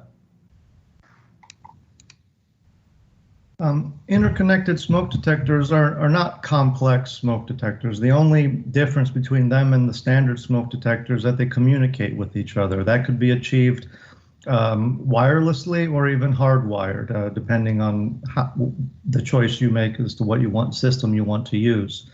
The good thing about it is that in a vessel with multiple compartments, instead of each detector needing to wait until the conditions nearby it are such that it goes into alarm, once one of them goes into alarm, they all will go into alarm. That will notify everybody on the vessel. That way passengers can begin evacuating, crew can begin fighting the fire or assisting the passenger evacuation. It's a very large improvement over just the standard smoke detector, and it's not much more expensive or more complicated. So these systems are readily available, and they're essentially off-the-shelf systems. Is that correct? Yes. On a related line, the draft report indicates that Truth Aquatics acted following the fire to install relatively sophisticated fire detection systems in its remaining vessels. Can you explain the distinction between what I understand are those more robust fire detection systems and the integrated smoke detector systems referenced in the draft recommendation we'll consider? Are you asking about what Truth Aquatics installed? My understanding is that they installed a more robust fire detection system. Is that what we're referencing in the recommendation? No, we're not. What I believe Truth Aquatics did was installed a system that also monitored heat detectors in the engine room, would close dampers for the engine room in order to contain the carbon dioxide system if it was to activate. That is not what we're asking for. We're merely asking for smoke detectors that are interconnected to be installed in all the accommodation spaces. So while we wouldn't discourage an operator from installing that sort of a system, that's not what we're recommending today as sort of the baseline measure to try to address the concern about smoke detectors, correct? Correct. A question about safety management systems.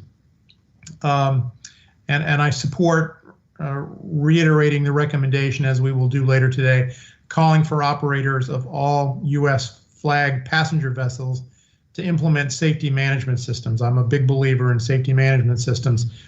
While the idea makes sense in the abstract, I wonder if you could describe what a safety management system might look like for the sort of relatively small operator and vessels involved in this tragedy. Member Chapman, our group chairman for operations, Mr. Ehlers, will be able to answer that. Yes, Member Chapman, for this vessel and this size company, the SMS does not need to be voluminous. It doesn't need to be large. In fact, one of the industry associations for small passenger vessels has a template in which their members can use, but it would contain the basic procedures, both normal operations and emergency operations. And because it's a small vessel, there isn't a number of procedures. There's some very basic procedures. It would contain the procedures for reporting accidents and figuring out how to prevent them. And it would contain an audit process to make sure that the company management is overseeing the vessels and ensuring that they are following policies, procedures, et cetera. So the key here is system. There needs to be a systematic approach to safety. And this doesn't have to be complicated. It can be a relatively simple framework, but there needs to be something in place that ensures that systemic approach, correct? Yes, correct. Thank you, Mr. Chairman. Actually, that's my last question this afternoon. Member Chapman, thank you very much. I do want to return to the issue of talking about the lithium battery fires. I realize that we cannot say for sure what may have caused this fire, but given that the sister ship, the Vision, 10 months earlier, had a fire on board from charging lithium batteries, and given the propensity of lithium batteries to overheat and to go into thermal runaway, I do want to probe that. So after the Vision fire, the passenger who owned the flashlight that caused this event on the Vision, he said that the captain of the Vision ordered that no more nighttime charging would be allowed. And so that's what that captain said. But I want to circle back because I want to, there's been discussion. The owner of the company, the owner of Truth Aquatics, says that no one told him. But yet apparently the captain of the Vision did say that he told the owner. So let's put a little bit more light on that, please. Yeah, Mr. Chairman, that is correct. The owner, he did state that he was not informed of that fire in October 2018 on the Vision. You know, I'm sort of incredulous about that because given the severity of a fire on board a vessel, you would think that the owner would be notified of that. One of the tenets or one of the traits of a safety culture is a reporting culture. And so according to an interview of one of the passengers who was who actually took this battery charger and tossed it overboard, he said that the captain took pictures. He said that a fire extinguisher was discharged, and that most notably, this passenger told NTSB investigators that a few trips later, apparently this person was a frequent traveler on board the Truth Aquatics vessels. He said few trips later, he could still see the black burn marks in the wood on the shelf, but he noted on a later trip, one after that the marks were no longer there. That would indicate that what might the fact that the marks just fade away, or did they actually have to replace the wood, or did somebody go out and scrub them? What do we know about that? Mr. Chairman, we do not know any further detail on those charring marks. But yes, the fact that a fire extinguisher was discharged, that indicates that's a pretty serious event. How would the owner of the company not know they ostensibly had to recharge that fire extinguisher? You would think that there'd be an invoice or something for the recharging of a fire extinguisher. What do we know about?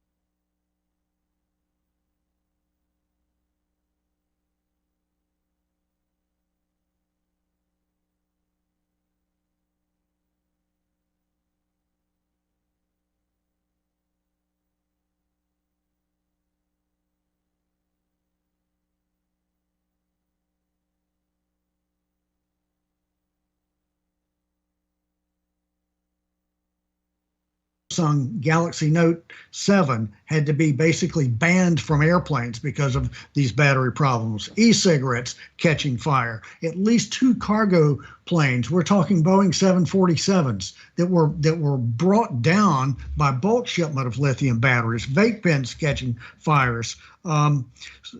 So this is something that needs to be taken very seriously. Again, we can't say for certain what may have led to this fire, but we do know that the Vision had a fire earlier. We do know that on this accident voyage, there were several that were plugged in. So the batteries can reach anywhere, when they catch fire, anywhere between 900 and 1,000 degrees. And you would think that the owners and operators would realize the potential dangers of charging these devices. So we are going to take a break.